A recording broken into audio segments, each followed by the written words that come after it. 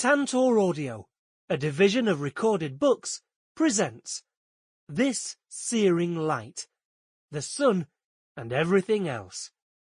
Joy Division, The Oral History, by Jon Savage. Narrated by Gerrard. Dramatis Personae.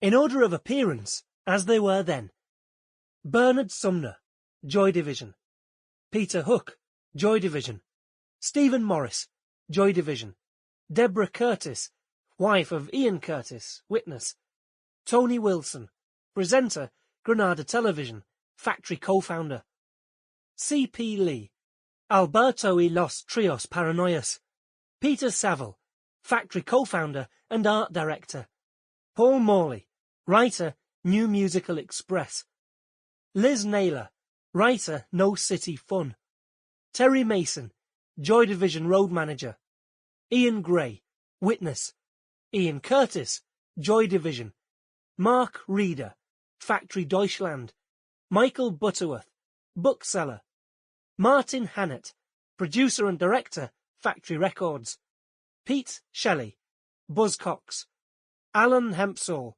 Crispy Ambulance; Richard Boone, Buzzcocks manager; Kevin Cummins, photographer; Jeremy Kerr, A Certain Ratio; Bob Dickinson, writer, New Manchester Review; Richard Sealing, Grapevine Records, Wigan Casino DJ; Rob Gretton, Joy Division manager, factory co-founder; Leslie Gilbert, partner of Rob Gretton, witness; Richard Kirk, Cabaret Voltaire; Malcolm Whitehead, filmmaker, Joy Division; John Woozencroft, witness; Lindsay Reed, wife of Tony Wilson, witness; Jill Furmanovsky, photographer; Dave Simpson, witness; Mary Harron, writer, melody maker; Annike Honore, witness; Gillian Gilbert, partner of Stephen Morris, witness;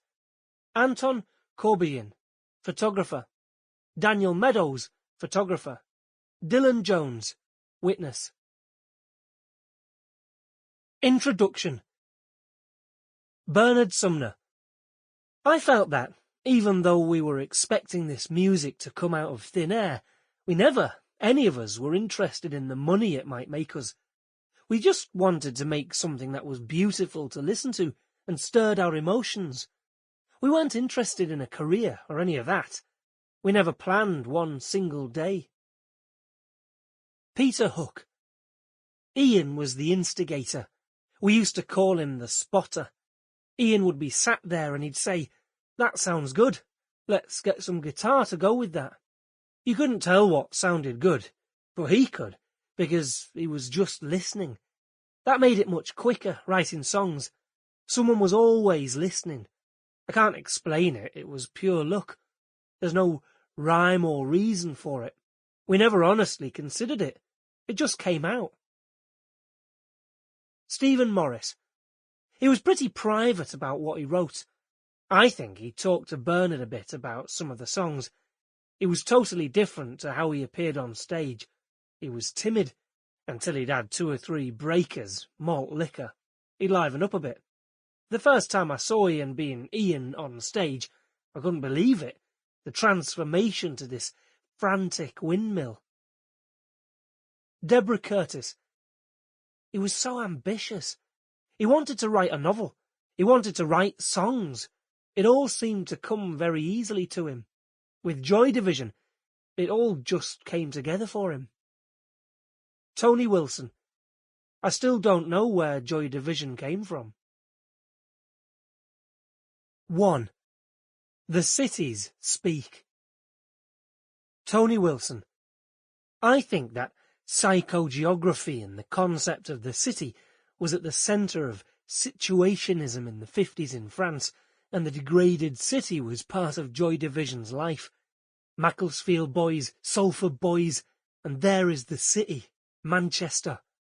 The idea of the city is a theme that runs through this whole thing. Manchester being the archetypal modern city. C.P. Lee. They used to say that what Manchester thinks today, London does tomorrow, and in the 19th century this was an amazing place for innovation.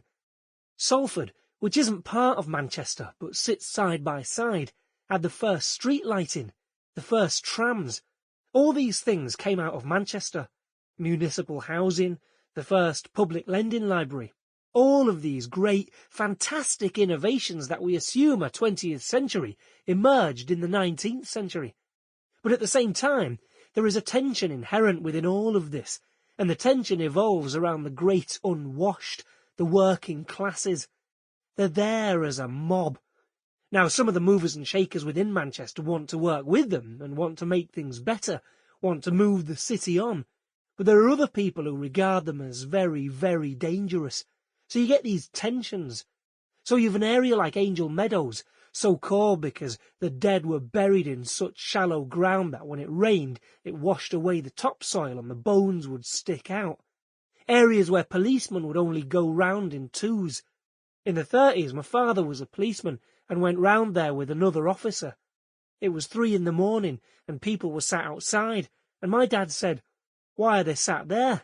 And he said, they stay there and get as drunk as possible for as long as possible, so that when they go to bed, they sleep, despite the bedbugs.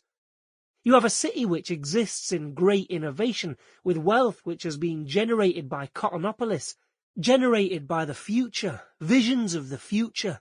Things like the ship canal, which is fantastic. The sea is 30 miles away at Liverpool, but Manchester doesn't sit there and take it.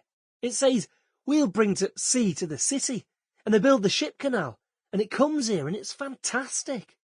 There are docks in Salford. It becomes known as the Barbary Coast, and it's full of dusky lascars. It's full of Italianates. It's full of Mediterraneans and Spaniards who swan around with earrings and neck scarves, and it's fantastic. There are men with monkeys on their shoulders. The docks bring in everything to Manchester, and it becomes a fantastically opulent melting pot of different influences and different styles. But at the same time, underneath it is an underbelly of the working classes who haven't exactly got a slice of the cake. In the early years of the 19th century, you have a massive political movement which starts developing in the northwest of England, and it's the Chartists and it's the free traders, and what they basically want is what we have now, which is universal suffrage. They have a massive demonstration in 1819 at St. Peter's Field in Manchester. And what do you do when people want the vote? You send in the cavalry, and the cavalry and the yeomanry went in and massacred the crowds that were there. Hundreds were injured, 15 dead, probably more. This was celebrated by the erection through public subscription of the Manchester Free Trade Hall, which becomes a gigantic epicentre of psychogeographical energy.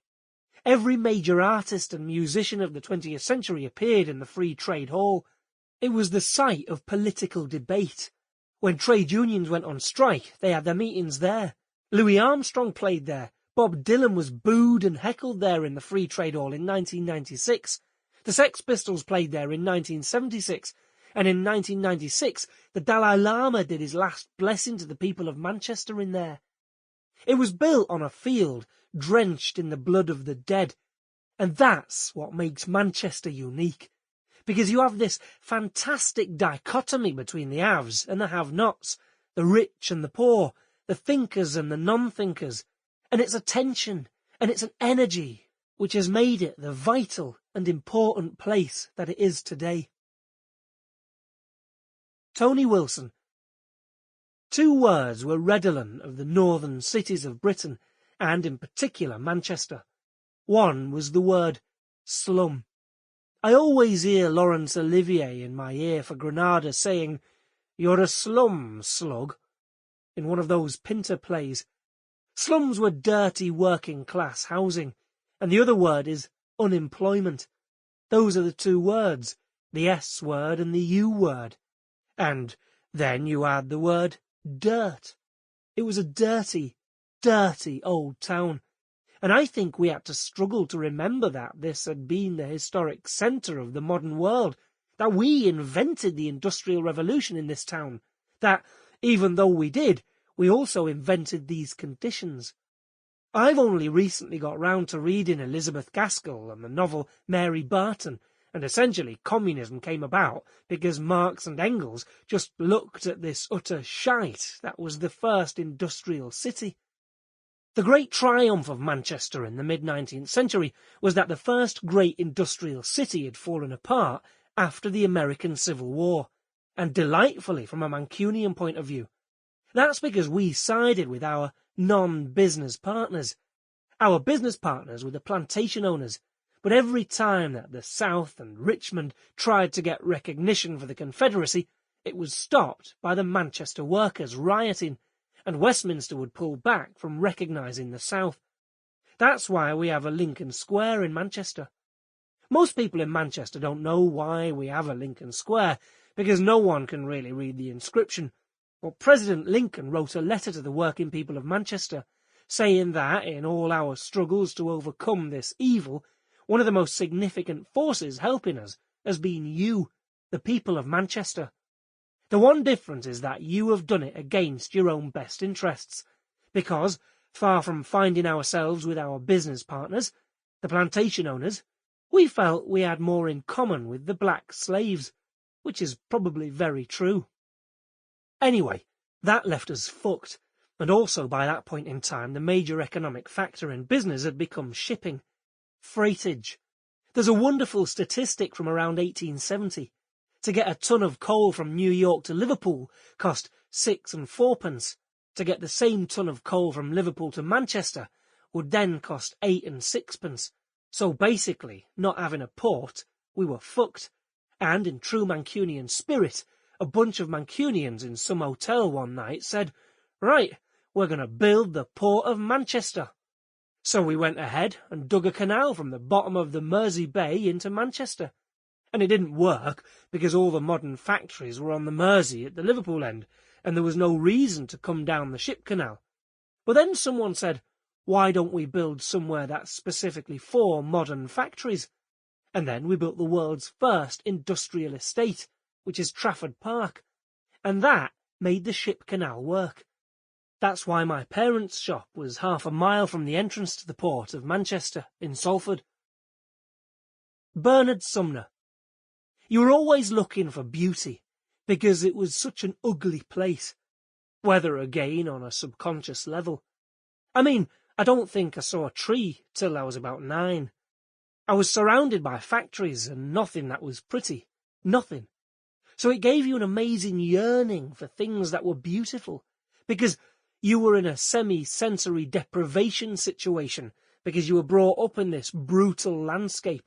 But then when you did see something or hear something that was beautiful, you would go, oh, new experience, and really appreciate it. I remember being on my scooter when I was a scooter boy and driving up on the moors and not being able to believe all these open spaces. It gave me the freedom to move around, just going up on the moors in the middle of winter, taking the day off school. There was all snow everywhere, going up there and just looking and thinking, amazingly beautiful. And that has stuck with me till today.